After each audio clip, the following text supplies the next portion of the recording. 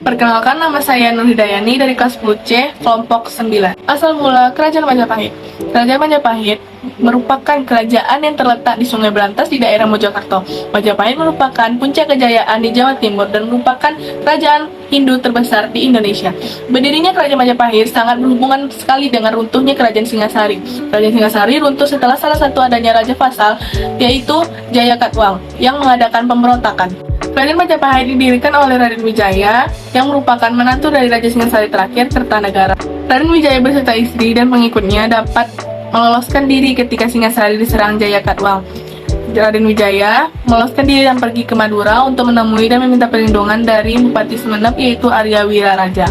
Berkat Arya Wiraraja, Raden Wijaya dapat pengampunan dari Jayakatwang. Bahkan Raden Wijaya sendiri diberi tanah di hutan Tarik dekat Mojokerto. Kemudian daerah itu dijadikan sebagai tempat berdirinya Kerajaan Majapahit. Begitulah asal mula Kerajaan Majapahit. A. Sumber sejarah. Terdapat berbagai sumber sejarah tentang Kerajaan Majapahit sebagai berikut. 1. Prasasti. Prasasti hasil peninggalan zaman Majapahit umumnya ditulis dengan rapi. Prasasti peninggalan Majapahit, misalnya Prasasti Buta, Prasasti Sukameta, Prasasti Balawi, Prasasti Waringin, Prasasti Canggu, Prasasti Karangbogam, Prasasti Kaditan, Prasasti Alasantar, Prasasti Kembang, Prasasti Harahara, Prasasti Burare, Prasasti Maribong, dan Prasasti Canggu. 2. Kitab sastra. Pada zaman Majapahit, bidang sastra sangat berkembang. Hasilnya sastra dapat dibagi menjadi zaman Majapahit awal dan zaman Majapahit akhir. A. Zaman Majapahit awal. Kisah sastra yang muncul pada zaman Majapahit awal diantaranya kitab Negara Kertagama, karangan Empu Prapanca, kitab Sutosoma, karangan Putantular, kitab Arjuna Wijaya, karangan Putantular, kitab Konjara, karangan kitab Hartajajna. B. Zaman Majapahit akhir. Hasil karya sastra Majapahit akhir ditulis dalam bentuk tembang dan ada pula yang berbentuk gancara. Contoh kitab sastra yang muncul pada zaman Majapahit akhir adalah kitab Pararaton, kitab Surdayada, kitab Suarandakan, kitab Ranggawalawe, kitab Panji Wijaya Krama, kitab Usahana Jawa Tantu Panggelaran, dan kitab Calon Arang. 3. Candi. Candi hasil peninggalan Majapahit sangat banyak dan hampir menyebar merata di Jawa Timur dan sebagian Jawa Tengah. Candi-candi peninggalan Majapahit diantaranya adalah Candi Sukun, Candi Cetah, Candi Pari, Candi Jabung, Gapura Wringin Lawang, Gapura Jangratu, Candi Brahu, Candi Tikus, Candi Surawana, dan Candi Uringin Bacang. 4. Berita dari mancanegara. Berita mancanegara yang dimaksud berasal dari Tiongkok, Italia, dan Portugis. B. Kehidupan politik. Ada raja-raja yang memerintah Kerajaan Majapahit, yaitu 1. Raden Wijaya pada tahun 1393 sampai 1309 Masehi. Raden Wijaya diangkat menjadi raja pertama kali pada tahun 1293 Masehi dengan gelar Kertarajasa. Pada masa pemerintahnya banyak terjadi pemberontakan karena ketidakpuasan terhadap jabatan yang diberikan oleh raja. Pemberontakan tersebut dilakukan oleh temannya yang bernama Lawang Serha, Ranggalawe, dan Nambi. Raja Wijaya wafat pada tahun 1305 Masehi dan disandarkan di Simping, Blitar dengan Arcasiwa dan Antarpura, Trawulan, Candi Buddha. 2. Sriwijaya Negara pada tahun 1309 sampai 1350 Masehi. Setelah wafatnya Raden Wijaya, digantikan oleh putranya yang bernama Kalagemet yang diberi gelar Sriwijaya Negara. Pada masa pemerintahannya juga terjadi banyak pemberontakan yang dilakukan oleh Nambi, Semi, dan Kuti. Pada masa ini juga terjadilah Pantanca, yaitu musibah yang terjadi pada tahun 1328 yang menyebabkan Raja Wijayanagara dibunuh oleh Tansa, seorang tabib kerajaan, yang kemudian Tansa dibunuh oleh Gajah Mada. 3. Raja Trihuanatunggadewi pada tahun 1328 sampai 1350 Masehi. Pada masa inilah terjadi juga pemberontakan Sadeng dan dipadamkan oleh Gajah Mada. Berkat kejayaan dan kepercayaannya, Gajah Mada diangkat menjadi Pati Mangkubumi Majapahit menggantikan Aryantaha. Pada masa pelantikan, Gajah Mada mengucapkan sumpah yang terkenal, yaitu Sumpah Palapa, yang menyatakan bahwa Gajah Mada tidak akan hidup bermewah-mewah sebelum Nusantara bersatu dengan Panji, Kerajaan Majapahit. 4. Raja Hayam Wuruk pada tahun 1350 sampai 1389 Masehi. Pada masa inilah Majapahit mencapai kejayaannya atau kebesarannya. Luasnya hampir sama dengan Indonesia sekarang.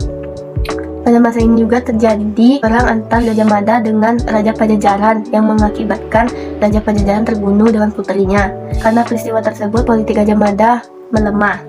Dengan adanya perang bubat bukan berarti Pajajaran tunduk terhadap Majapahit, malahan semakin berkembang dan terpisah dari Majapahit. Raja Hayam Wuruk wafat pada tahun 1389 Masehi. 5. Raja Wikramawardhana. Setelah Raja Hayam Wuruk meninggal, digantikan oleh putrinya yang bernama Kusumawardhani yang menikah dengan Wikramawardhana. Pada saat itu terjadi pemberontakan oleh Wirabumi, yaitu putra Hayam Wuruk dari Selir. Tetapi Wirabumi akhirnya kalah dan karena perang saudara membuat melemahnya kerajaan Majapahit. 5. Raja Wikramawardhana. Setelah Raja Hayam Wuruk meninggal, digantikan oleh putri yang bernama Kusumawardhani yang menikah dengan Wikramawardhana. Pada pemerintahan Wikramawardhana terjadi pemberontakan yang dilakukan oleh Wirabumi, yaitu putra Hayam Wuruk dari Selir. Dalam kitab Paraton pertikaian antar keluarga tersebut disebut perang Paragreg. Pada akhir Wirabumi kalah dan perang saudara tersebut mengakibatkan lemahnya kekuasaan Majapahit. Kehidupan perekonomian Majapahit bertumpu pada bidang pertanian, perdagangan, dan pelayaran. Ini bisa disimpulkan dari wilayah kekuasaan Majapahit yang meliputi Nusantara bahkan Asia Tenggara. Barang utama yang diperdagangkan antara lain rempah-rempah, beras, gading, timah, besi, intan, kayu, dan cendana. Sejumlah pelabuhan terpenting pada masa itu adalah Ujung Galuh, Tuban, dan Gresik. Majapahit memegang dua peranan penting dalam dunia perdagangan. Pertama, Majapahit sebagai kerajaan produsen yang menghasilkan barang-barang yang laku di pasaran. Hal ini bisa dilihat dari wilayah Majapahit yang demikian luas dan meliputi daerah-daerah yang subur. Kudus, Paranan, Majapahit sebagai perantara dalam pembawa hasil bumi dari daerah satu ke daerah yang lain. Nah, adapun kehidupan budaya kerajaan Majapahit, tingkat kebudayaan masyarakat Majapahit sangat tinggi. Perhatian para raja juga sangat tinggi pada bidang budaya. Hal ini terbukti dari banyak peninggalan budaya masa Majapahit yang berbentuk fisik, yang sebagian masih dapat dinikmati sampai sekarang. Nah, walaupun bata merah telah digunakan dalam candi pada masa sebelumnya, arsitek Majapahitlah yang paling ahli menggunakannya. Candi-candi Majapahit berkualitas baik secara geometris dengan memanfaatkan getah pohon anggur dan gula merah sebagai perekat batanya. Nah, di bidang sastra pada masa Majapahit mendapat perhatian besar. Itu sebabnya peninggalan Majapahit dalam bidang seni sastra juga cukup banyak. Nah, selain kitab-kitab yang telah disebutkan pada uraian materi sebelumnya, dan ada juga kitab-kitab yang lain seperti Kitab Arjuna Wiwaha yang ditulis oleh Empu Tantular, Kitab Ranggalawe, Kitab Sorondaka yang berbentuk kidung, dan juga kitab hukum yang ditulis oleh Gajah Mada, yaitu Kitab Turawa Manawa yang digunakan sebagai dasar hukum di Majapahit. Kitab Utara Manawa disusun berdasarkan kitab Hindu yang telah tua, yaitu Kitab Utara Sastra dan Manawa Sastra. Keruntuhan Kerajaan Majapahit. Perkembangan Kerajaan Majapahit yang mencapai puncaknya pada abad ke-14 akhirnya mengalami proses kemunduran setelah Gajah Mada meninggal pada tahun 1364 Masehi. Kemudian disusul meninggalnya Hayam Wuruk pada tahun 1389 Masehi. Berikut ini faktor-faktor yang menyebabkan kemunduran Kerajaan Majapahit sepeninggalan Hayam Wuruk dan Gajah Mada. 1. Tidak ada lagi tokoh di pusat pemerintah yang dapat mempertahankan kesatuan wilayah setelah Gajah Mada dan Hayam Wuruk meninggal. 2.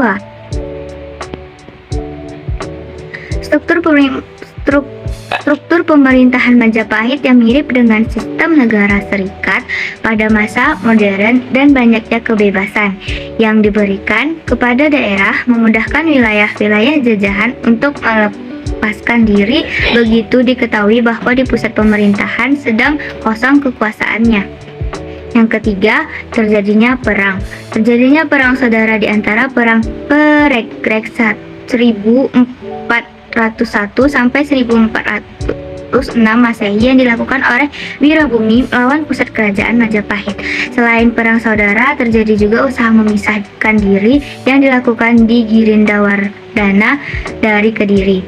4. Masuknya agama Islam sejak zaman Kerajaan Kediri di Jawa Timur menimbulkan kekuatan baru yang menentang kekuasaan Majapahit. Banyak bupati di wilayah pantai utara yang masuk Islam karena kepentingan berdagang dan berbalik